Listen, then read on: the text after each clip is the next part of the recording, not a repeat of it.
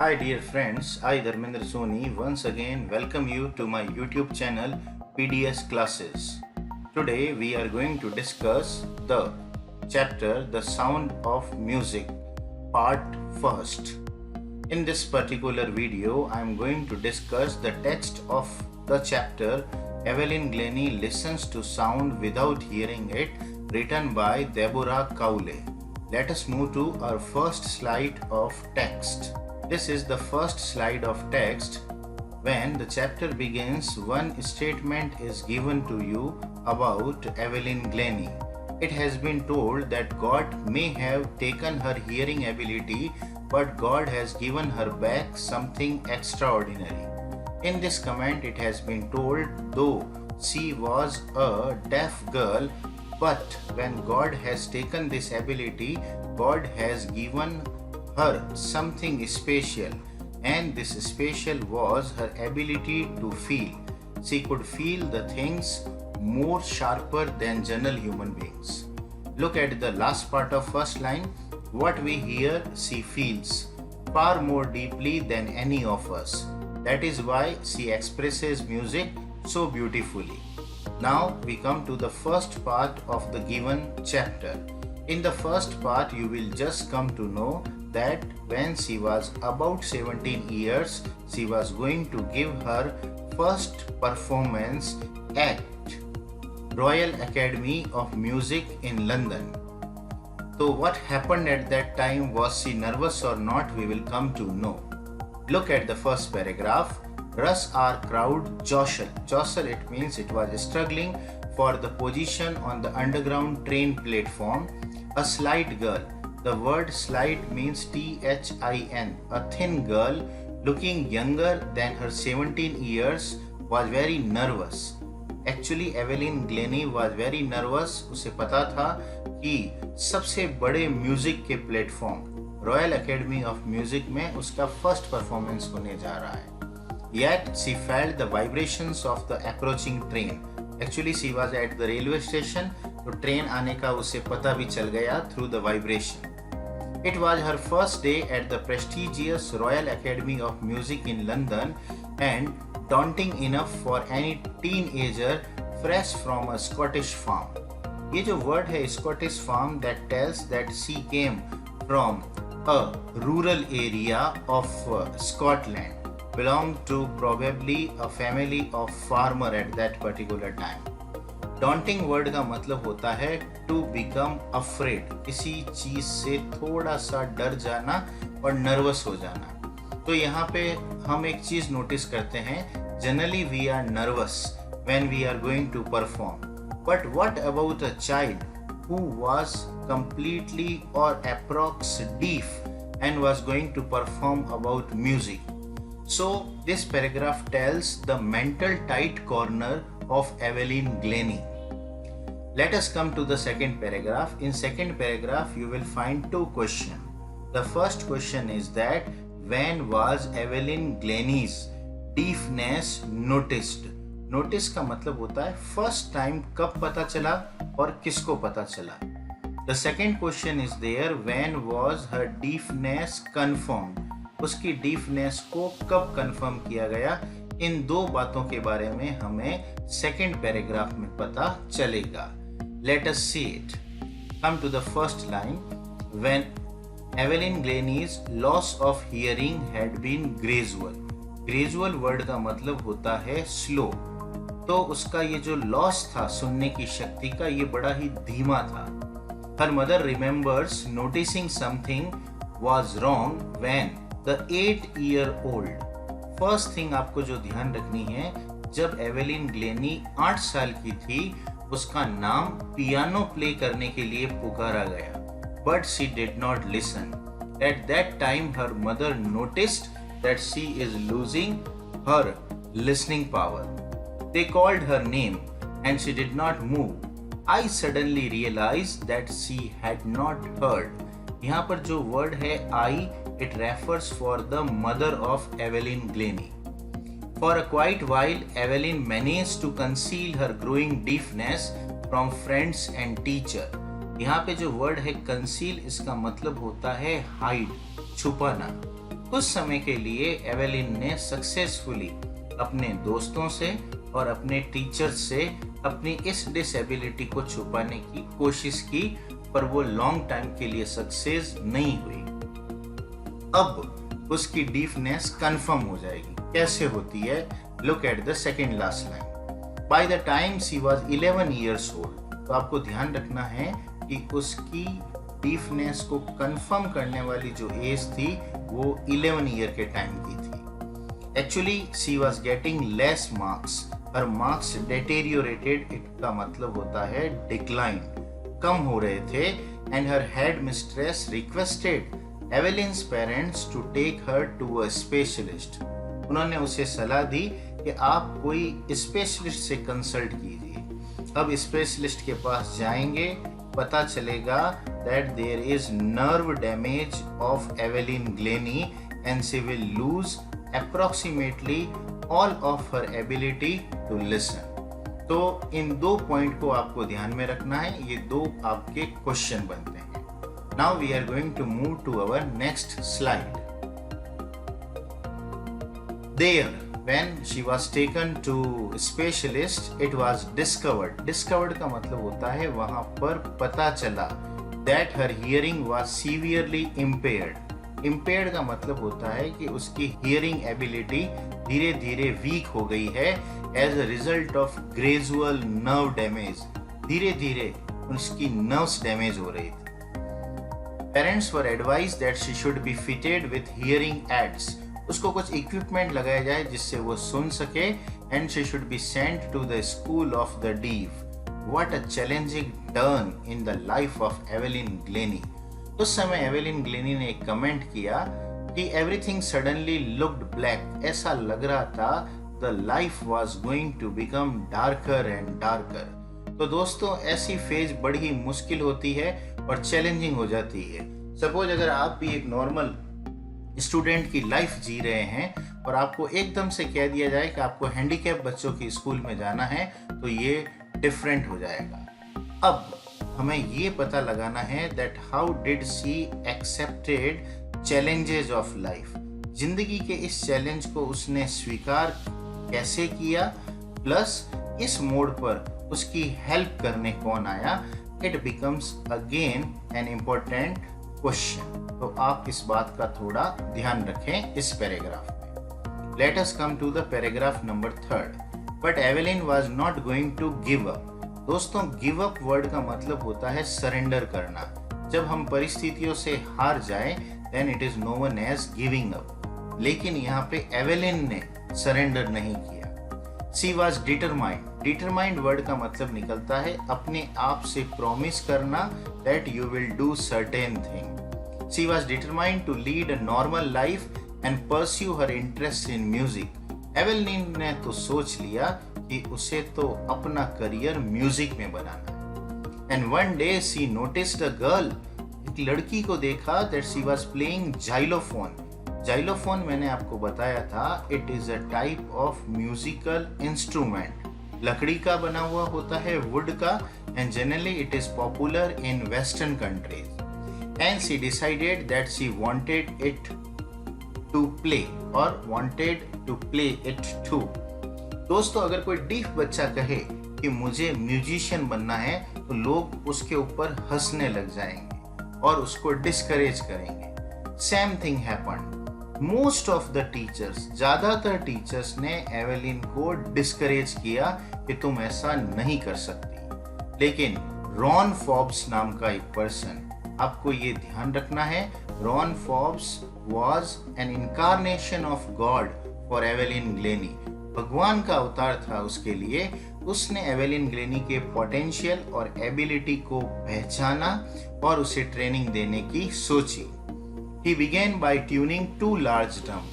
2 बड़े ड्रम लिए, उसके ऊपर डिफरेंट नोट प्ले किए और उसे एडवाइस दी कि उसने किस तरीके से म्यूजिक को सीखना है। तो अब जो अगला पैराग्राफ है, it will tell you that how did she learn music. उसने म्यूजिक को कैसे सीखा। अब वो सुन तो नहीं सकती थी, उसको सिर्फ फील कर सकती थी। अब उस म्यूजिक को फील कैसे कर सकता है एक deaf child, let us see. Don't listen through your ears. अपने कानों से मत सुनो. He would say. He यहाँ पर रॉन फॉब्स है जो स्वयं एक म्यूजिशियन थे.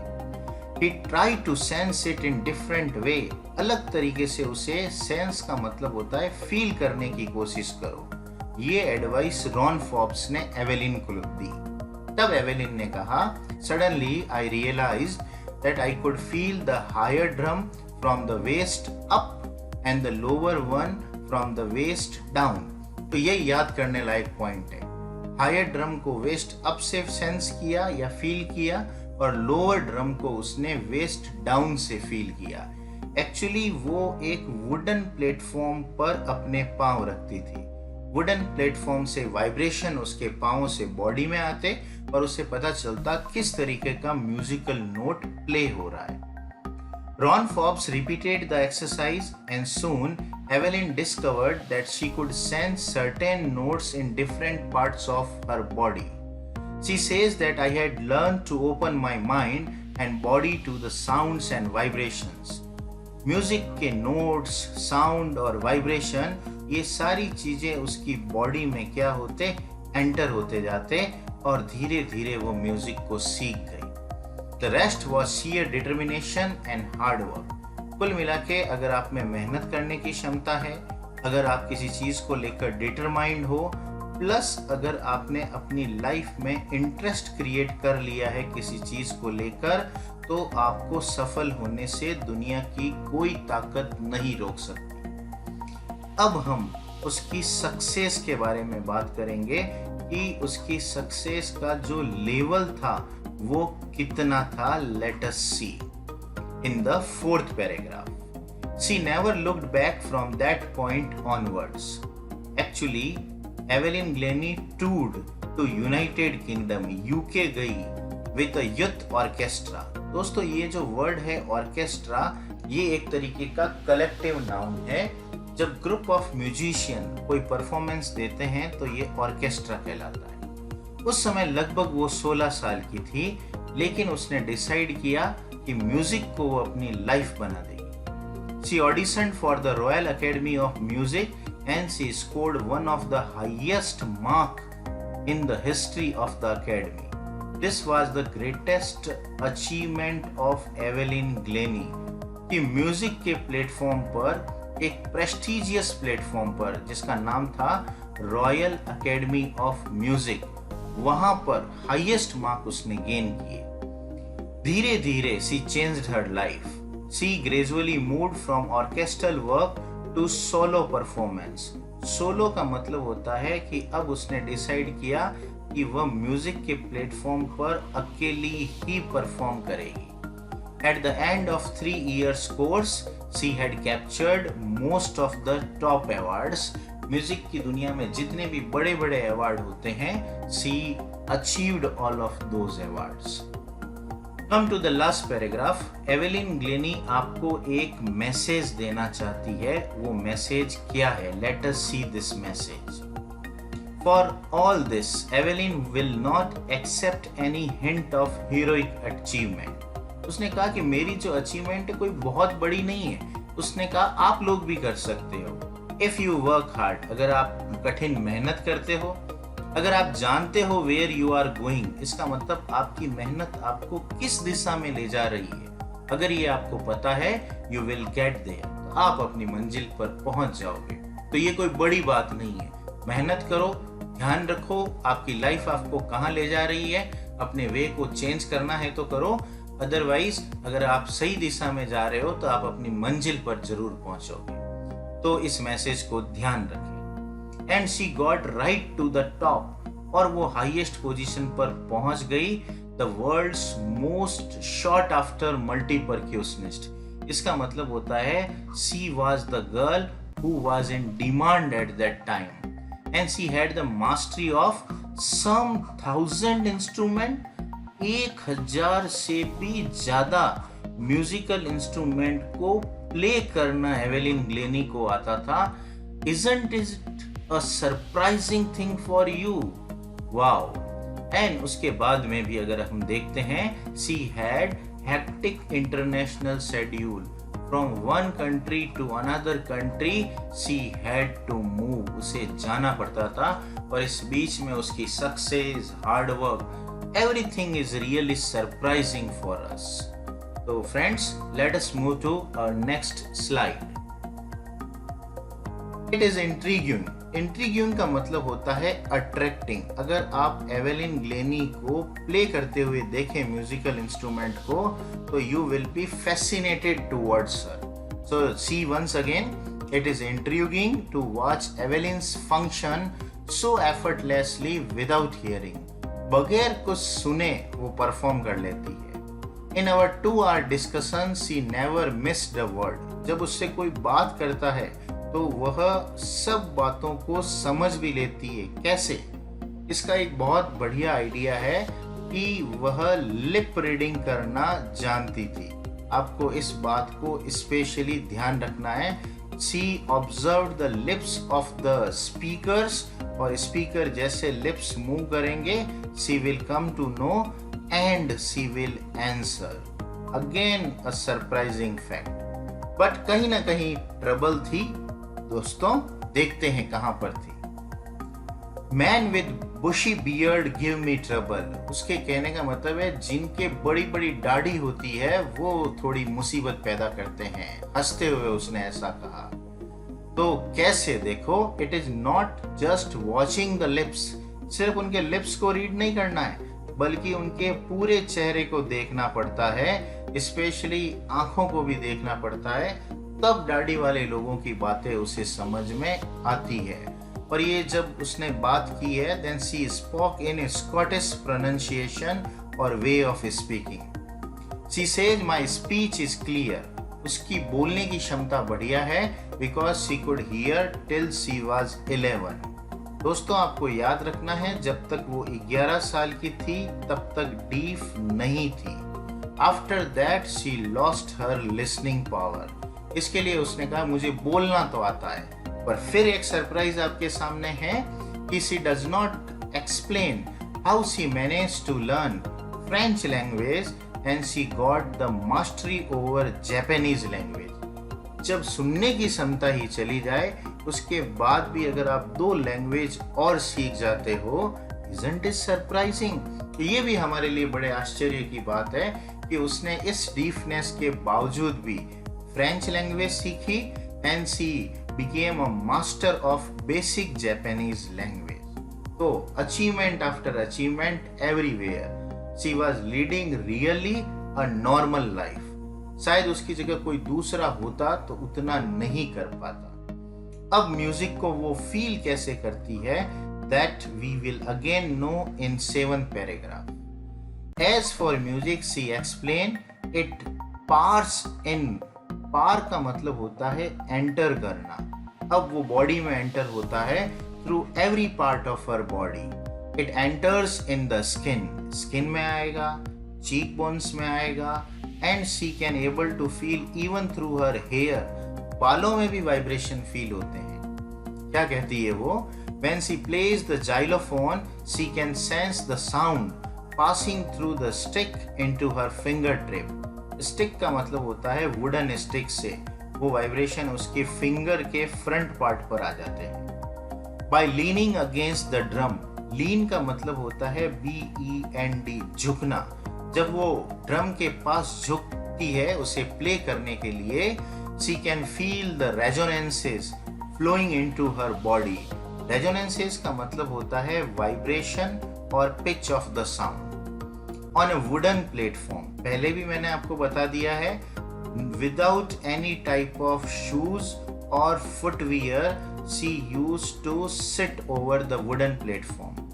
There she removes her shoes so that the vibration can pass into her bare feet. Bare feet का मतलब होता है नंगे पांवों में वाइब्रेशन एंटर हो सके और उसकी लेग्स के थ्रू बॉडी में भी एंटर हो सके.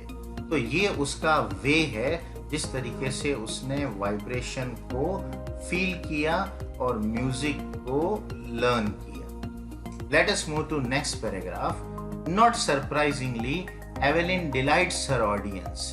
डिलाइट्स का मतलब होता है मेक हैप्पी, किसी को खुश करना. अब यहाँ पे एवेलिन ने अपने ऑडियंसेस को हमेशा खुश रखा। In 1991, she was presented with the Royal Philharmonic Society's prestigious Soloist of the Year award. Says master percussionist Jem Blades ने उसके बारे में वही स्टेटमेंट दिया है जो बुक के टेक्स्ट के टॉप पर आया था।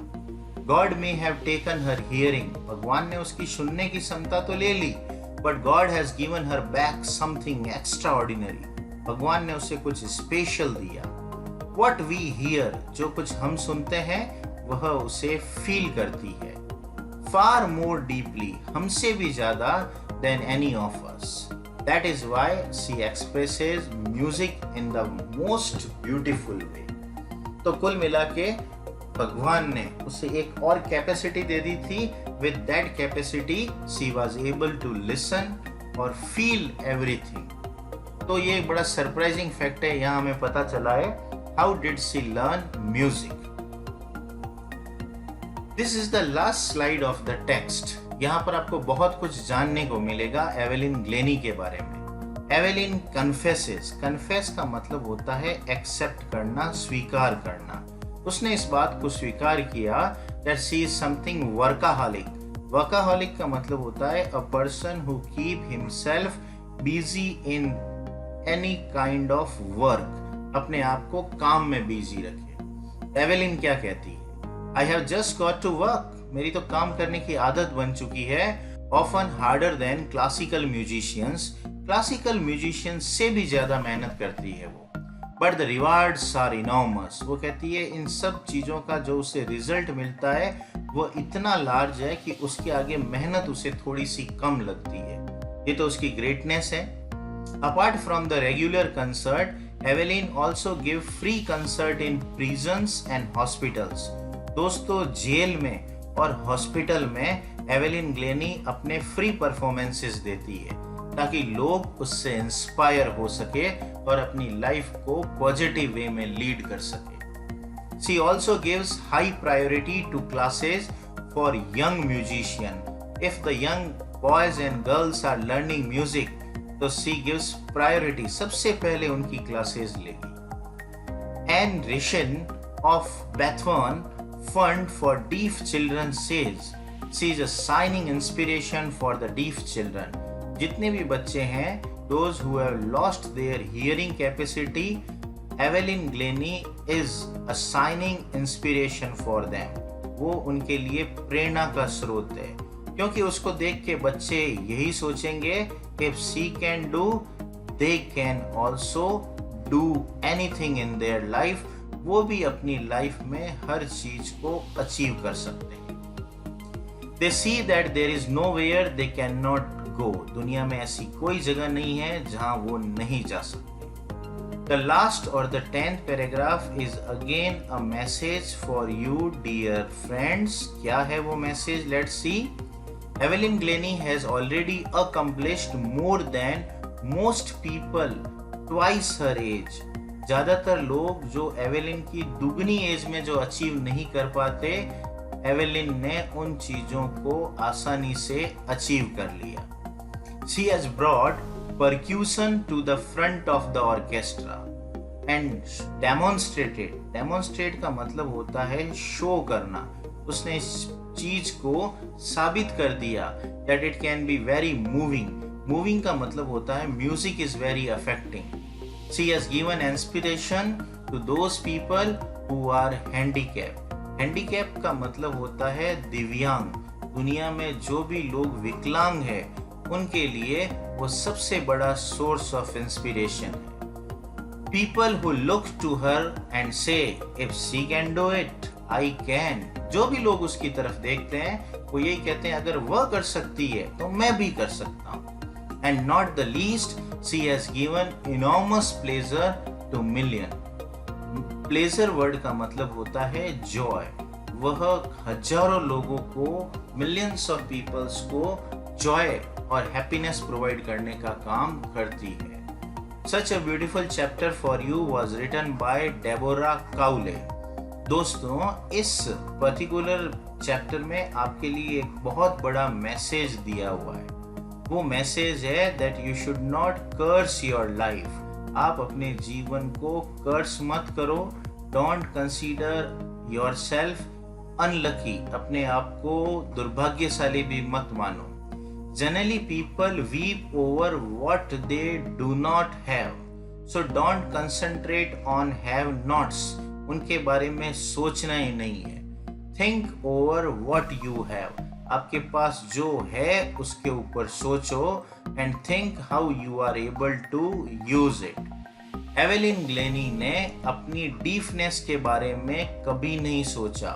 उसने सोचा कैसे वह अपने फील करने के पावर को यूज कर सकती है।